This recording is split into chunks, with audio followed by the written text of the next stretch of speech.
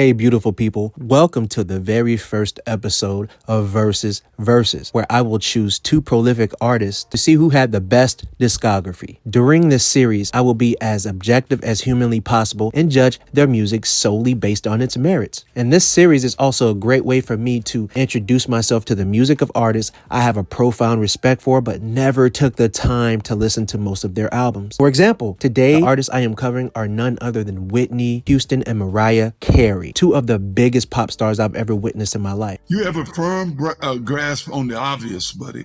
I only listened to one full album by Mariah Carey, which was Emancipation of Mimi, which was a freaking banger, but I haven't listened to it in over 10 years, and one studio album and one soundtrack album by Whitney Houston, which was both a very long time ago. I'm excited to see if I feel the same about those albums, as well as get acquainted with the amazing music I haven't heard before. Now, back to the point of me trying my best to be as objective as humanly possible, because while doing this, I will probably always have an artist that I'm leaning more towards to. For example, I grew up in a household where Whitney was being played all the time. My mom played mixed CDs of Whitney Houston every single day. That was her girl. Matter of fact, if you're black, you'd understand what that means. Every black mom in America has that one songstress that is their girl. Please believe me. So let me know in the comments, who was your mom's girl? Whitney? Was it Mariah? Was it Mary J. Blige? Was it Faith Evans? Let me know who was your mom's girl in the comments. All right. So, as I said, I feel like pairing these two prolific artists together was perfectly suited due to the fact that they both are powerhouse vocalists who shared a lot of similar career arc. For one, both came out the gate and established themselves as major pop divas with one-of-one vocal talent. Secondly, they both won many awards, broke sales records and Billboard records. Then three, both hit creative slumps in the middle of their careers, or in some cases early, with commercial flops. And then number four, they both dealt with addiction, scandals, toxic relationships, and were both able to overcome them and released classic comeback albums to save their careers. So without further ado, I will get right into the first album by each artist. Whitney starts off her debut album with a banger entitled You Give Good Love, some gentle crooning about receiving the love of her dreams. The lyrics are simple, but her harmonies and vocal abilities immediately pulls at my heartstrings, letting the world know what she is capable of immediately. It's the type of song you can listen to while holding the person you love in your arms. The production allows Whitney to do what she does best, simply a 10 out of 10 song. Thinking About You, I was a little taken aback by the production, as I've never in my life heard her sing over a record like this, along with some synthesized vocals, which fits her voice very well. It kind of sounds like a song Vanity 6 would have sung. If anyone knows who Vanity 6 is, let me know in the comments to know that I'm not alone. This song was also written and produced by Kashif, which was surprising to me because Kashif is another one of those artists that I've never took a deep dive into their catalog, but everything I've heard from him was absolutely amazing. So maybe I should dig into his music a little bit more. And of course, he can be also heard all over the background vocals and chorus, and their voices mesh extremely well together. Also another 10 out of 10 track. The next song, Someone For Me, an electro pop type of production. She sings in a lighter register with more energy about going out and having fun while finding the one for her. It's a really cool record, but it's probably something I would not go back to. It's a 7 out of 10. Saving All My Love For You is a classic single by Miss Houston, where she shows off her vocal powerhouse abilities. There's nothing left to be said. It's a 10 out of 10. The next record, Nobody Loves Me Like You, a ballad featuring Jermaine Jackson. It's absolutely beautiful and sounds like a song that is meant to be in a soundtrack or in the back of a wedding ceremony. It's 8 out of 10. Vocal harmonies and abilities mesh very well, as Whitney's voice does not overpower the smooth, gentle voice of Jermaine, but Jermaine definitely holds his own, as he always does. So this is a track that I absolutely love and will always go back to. How Will I Know? Another classic single over some pop type production. It's always been one of my favorite Whitney songs, but I would always have to give it an 8 out of 10 as it's super poppy, especially by 80 standards, but it's still really fun and lighthearted, and it's hard not to love the song. And it's one of my niece's favorite songs. It was one of the songs she fell in love with as soon as we introduced her to music, so it would always have a special place in my heart. The next track, All at Once. The song really doesn't do much for me. Not bad, but I found myself getting distracted easily while listening to the song. 6 out of 10. Take Care of My Heart, another record featuring Jermaine the One Jackson. In some parts, Jermaine actually outshined her. Don't hurt me, don't shoot me. But I'm just saying, just listen to it. He really did an amazing job of really shining through this track. It almost sounded like his song more so than hers. Once again, they have amazing chemistry, but the song really felt a little flat to me in a sense where I wanted it to be better, but I'm gonna give it a 7 out of 10. The next song is Greatest Love of All, an inspirational track about the children. This is personally one of my favorite performances on this album, and I give it a 9 out of 10. And shout out to Sexual Chocolate for covering this song so beautifully. I believe the children are our future. Thank you. Teach them well and let them lead the way.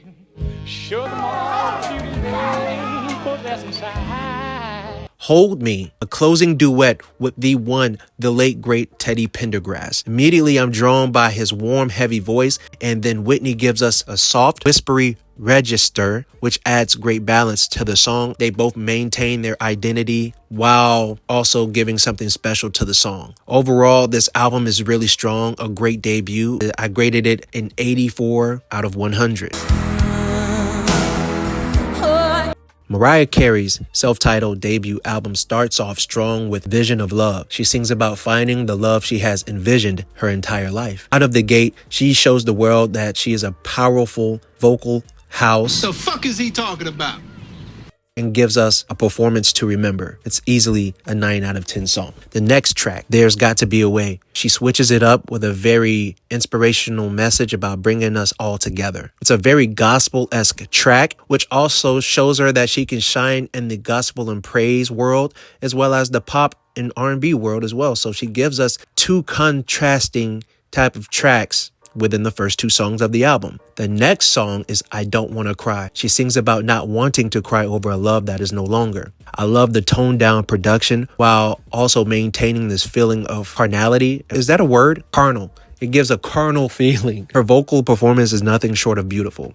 10 out of 10. The next song, Someday. It's a poppy tune. Despite her vocal stacking and arrangements, the song still failed to grab my attention, so it's a 5 out of 10, unfortunately. Vanishing, I didn't really have much to say. It's a really beautiful song. I usually love her ballads, and this one is no different. It's an 8 out of 10. The next song, All in Your Mind. The production reminds me of Don't Wanna Cry. It's easily a 9 out of 10, and this song reassures her lover, telling them that the doubts and fears are all in their mind and she is here to stay. 9 out of 10 song.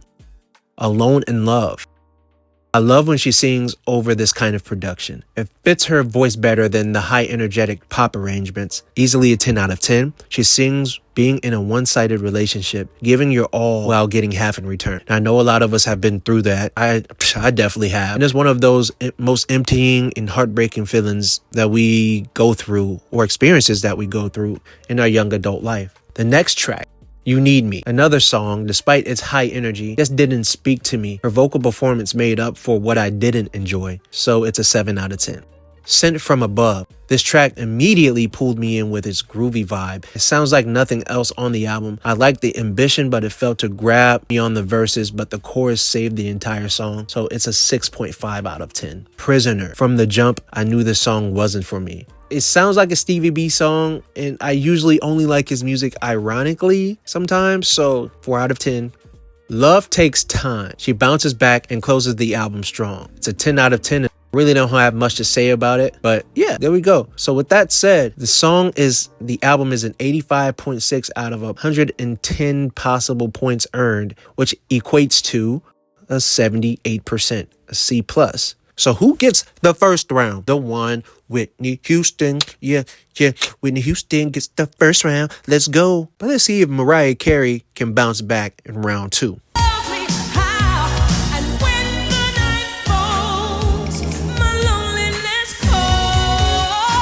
Whitney Houston's sophomore album, Whitney, begins with a high-energy dance track, I Want to Dance with Somebody. Whitney sings about the desire to dance her troubles away with someone who loves her. Classic, 10 out of 10. Quite honestly, this is another song that will always be remembered in my heart, because when my niece was first born, this is one of the first songs that me and my wife ever played for her, and she immediately fell in love with it. And by the time she was 5 months old, she was singing the song word for word. I'm not even BSing you. She was dancing and singing along to the song to the best of her abilities. And it was like the sweetest thing, and we would play for it every single day, and she would smile, and when she started walking, it was over. Like, she was so obsessed with the video, the vibrant colors, the dancing, the Whitney vocals. Everything about this song is so perfect. The second track on this album, Just the Lonely Talking Again, a slower track that sets the mood for longing and wanting to be desired. The internal conflict between loneliness versus companionship. I believe a lot of us have found ourselves in a situation where we use someone for comfort because we were lonely.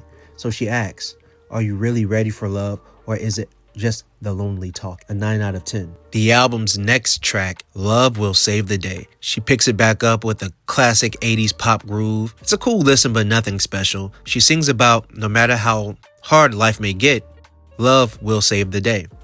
Funny, listening to this right now, it kinda is giving off that 80s mall run type of vibe.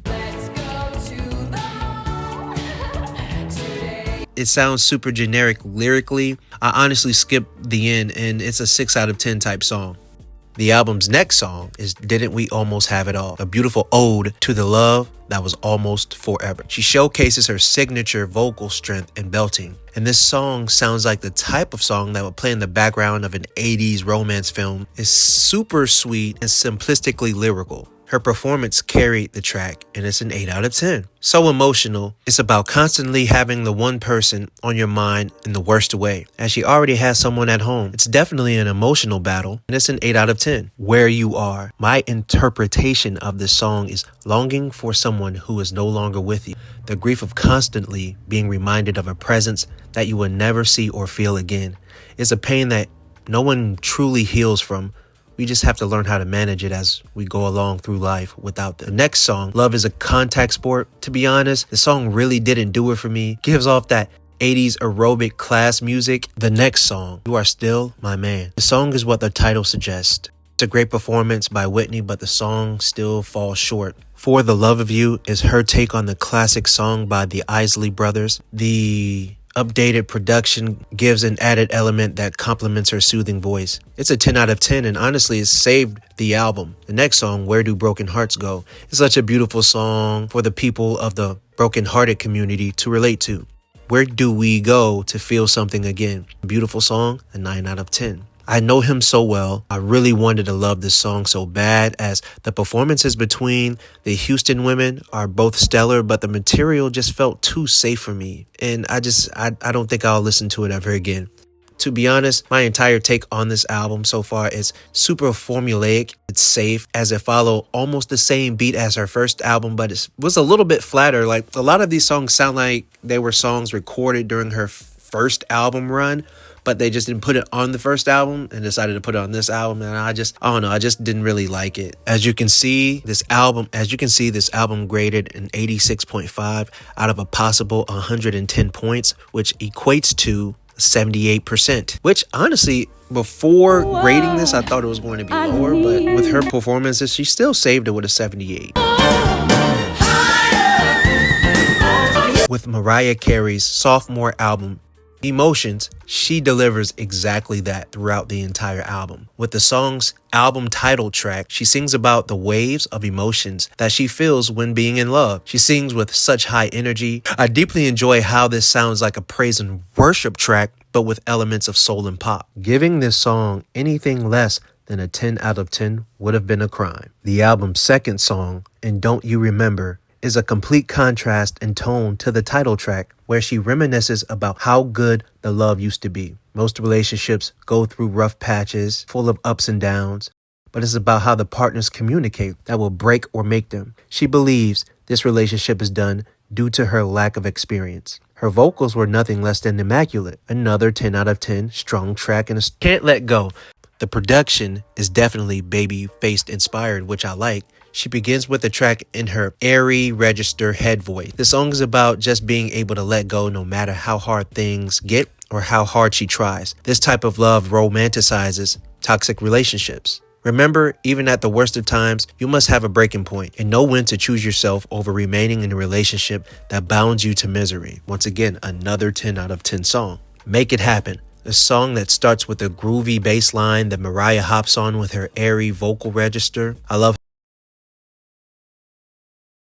how she snuck in the gospel type of song. It's an ode to God and how prayer moved and strengthened her through tumultuous times. Mariah has this ability to just sneak in a gospel song in the middle of a pop or an R&B track, and it works perfectly fine every single time. She's brilliant with that. The next song, If It's Over, she simply sings, "If it's over, let me go." Never stay in a relationship where you're not appreciated or loved to the highest degree. Sometimes we stay hoping things will get better, but oftentimes they don't, and you find yourself holding on to something that isn't there. I love the addition of a choir in the background as well. 8 out of 10 song. This song honestly reminds me of my wife and how she made my life. Quite honestly, when you find that love, it's nearly impossible to imagine your life without them. You're So Cold is an up-tempo song about being hurt by someone who is heartless, especially someone you once loved, and you just wonder, why are you so cold to me? It was not super impressive, but it's a 7 out of 10 nonetheless, because once again, Mariah Carey will always carry with her vocals. So Blessed, a touching song about having the person in your life who makes your world feel complete. To Be Around You, another high energy track with gospel influence. This is her take on the feeling of being around the person who makes you feel good. Now, I understand that when you initially meet someone, they're going to feel good because they're giving their best version of you every single day. But true love lives within those Tuesday afternoons when there's nothing to do and you're just binge watching television, or you're just up talking to each other, or you're just dancing in the living room. Love lives within those moments, those tiny mundane moments that people don't talk about. That song is a 7.5 out of 10. The next song, Till the End of Time, a slower ballad where she sings about simply loving her person until the end of time. And no matter what, she will always provide everything they need to be happy. I feel that the songwriting could have been a little bit stronger, and that's why it's a 7 out of 10. The final song on this album, The Wind, is a perfect jazz/blues type of song that provides a harrowing, haunting element to this album. My interpretation of this song is coping with the loss of a loved one, due to suicide. She sings, "So still you lie, leaving your cares behind. The pain is gone with the spirit in your eyes. Now you're wandering above us, looking downward as we cry. You've flown into the wind, escaping all the hurt within." I loved how she turned something that is so dark into something so beautiful lyrically. And to me, this is one of the best written songs, or the best written song on the album. And overall, I give it a 9.5 out of 10. So with that said, this album earned an 87 out of a total 100 possible points, which makes it 87%, a B+. I could round it up to an A if I really wanted to, but you're just gonna keep it at an 87. Boom, boom, boom. Here we are with the third album by Whitney Houston. I'm Your Baby Tonight. Starts off with the title track. It's a song I always love and always will. High energy, very infectious, produced and written by the one and only Babyface, and it's a 10 out of 10 song. The next song, My Name is Susan. The production turned me off immediately, and the material isn't appealing to me either. Sounds like a leftover track from the mid-80s, and she could have left it there. The next song, All the Man I Need, boldly professes her love, and she executed it very well. It's a 7 out of 10 though. Lover for Life. The production is kind of Sade inspired, very smooth, very relaxing. She croons in a very laid back tone. Her background vocals are especially on point as usual. I love the cleverness of the lyrics. Will you sentence me to be your lover for life? This is definitely a yacht rock type of song, and I love it. 10 out of 10. Anymore. Sounds like a throwaway track from Janet Jackson's Control. This might sound like a weird thing to say, but I think this song would have been better suited for an edgier vocalist. Ironically, I'm thinking Bobby Brown. Although it's a strong record about breaking away from a partner that no longer serves her in any type of good way. Produced and written by who else? Babyface, huh? Man, I need Babyface to write an album for me. Jesus Christ. The next song, Miracle. It's a sweet track, but way too mellow and stripped down for me. It's a 6.5 out of 10.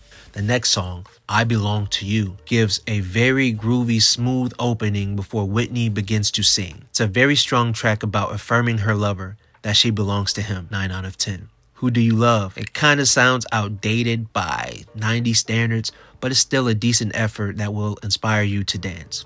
7 out of 10. We Didn't Know, featuring Stevie Wonder. a solid track, but it did kind of fall flat because I really wanted this song to be a 10 out of 10. Come on, it's Stevie and it's Whitney, but for some reason the material just wasn't for me. My main criticism of this album is how it lacks a clear identity. One half kind of sounds like a throwaway New Jack Swing album, and the other half kind of sounds like tracks that were on her or should have been on her previous 2 albums. The next song is After We Make Love. I like it but don't love it. 7 out of 10. It's one of those sexy songs by Miss Houston as she wants to sing about making love. And I'm Knocking is another throwaway New Jack Swing track. Once again, it didn't really blow me away. It's a decent song, but it's okay. Yeah, I'm not gonna lie. This album was kind of a chore to get through because I didn't really know where she was trying to take it. I didn't really enjoy it too much. I'm sorry. Whitney, please forgive me. I love you so much. Mariah Carey's next album, Music Box, she starts off with the track Dream Lover. This song is a classic Mariah Carey song. She sings about wanting her lover to take her away from the stress of life. No matter where she will go, as long as love is there. As long as love there. Hero is another beautiful message, but it was never one of my favorites by her, but I could always admit that this song was powerful, impactful, and beautiful. It's an 8 out of 10. Anytime you need a friend, a powerful ode to friendship and always being there for the people you care for. Her vocal performances take this song to another level. It's an 8 out of 10. Music Box. This song is okay. It never really grabbed my attention. It sounds like a lullaby, which would be cool if you're trying to put a baby to sleep, but not me. It's a 5 out of 10. So far, this album kind of sounds like a pop soul album for a Disney audience. You know, how do I explain it? As Robert California would say, it's pop music for people who don't like pop, R&B music for people who don't like R&B, and hip-hop for people who don't like hip-hop. Now That I Know, a high-energy track that has a very uplifting spirit to it. It's not as impressive as I hoped it would be, and it's a 4 out of 10. I really didn't finish the song. Never Forget You. At this point, these songs really failed to grab my attention the way the first track did. It was like she was going for an album that's perfect for a Tuesday afternoon or perfect for a grocery store run or something like that. It's kind of lullaby boring. 6 out of 10. The next song, Without You, she sings about not being able to be without that special someone. This song follows the same formula, but it's better than the previous song. 7 out of 10. The next song, Just to Hold You Once Again, a sentimental song about mourning and loss. So far, one of my favorite songs, and it feels the most sincere. 8 out of 10. The next song, I've Been Thinking About. My initial reaction was to skip it immediately because I didn't like the production, but it did grow on me as it broke away from the formula I loathed on this album. Honestly, this may be my favorite track. I wish she had leaned on the sound a little bit more throughout this album, opposed to the Disney vibes it was given. A 9 out of 10. All I Ever Want. The next song, All I Ever Want, brings the album back to the ballad-esque pop soul, which I am not fond of, as most of the production is safe and redundant. Sorry, it's just a hard 3 out of 10. Everything fades away. The production immediately stands out. It's beautiful and gentle as she laments that everything fades away and nothing stays the same. It's a song that saved the album. It's a 10 out of 10. Let's do the mathematics. You calculated that 78 points out of a possible 110, which makes it a 70%. C minus. So yeah, she got round 3. You got round 3.